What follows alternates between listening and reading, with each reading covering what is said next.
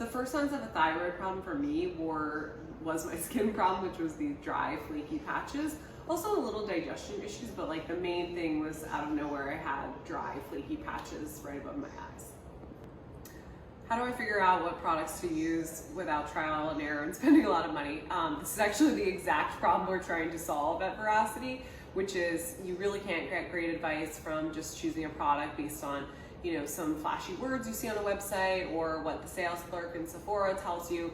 What we've learned, what I've personally learned, is that you really need to start from within, understand what's going on in your body, how it's affecting, you know, your skin and other organs, and then get the products that are right for you.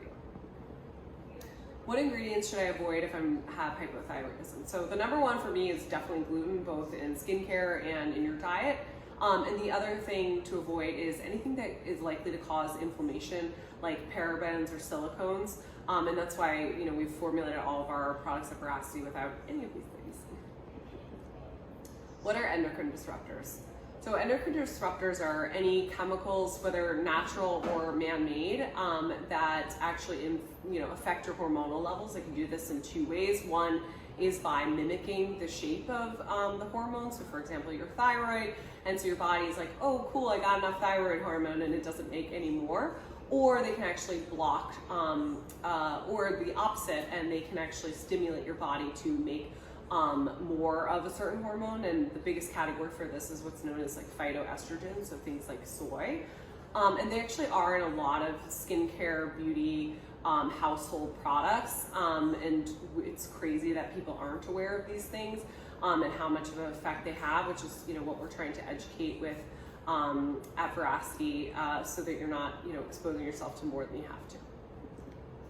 So how do I make the switch from clean product or regular products to clean products? Because obviously it can be expensive. So I say you should start small and think about, like, what do I leave on my skin the longest? So for most people, that's like serums and moisturizers. That's the stuff that your skin is absorbing the most of. So, you know, cleansers are important, of course, but you wash that off. So start with your serums, start with your moisturizers, and graduate from there.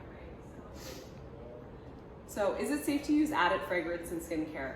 I would say that this is really challenging because as a consumer, it's like impossible to decipher ingredients labels.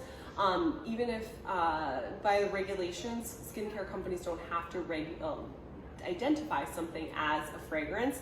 So you just looking at the back of a box and the ingredients won't give you all the answers. So I say it's probably best to go fragrance free, and you can add safe fragrance, you know, that you actually want people to smell afterwards.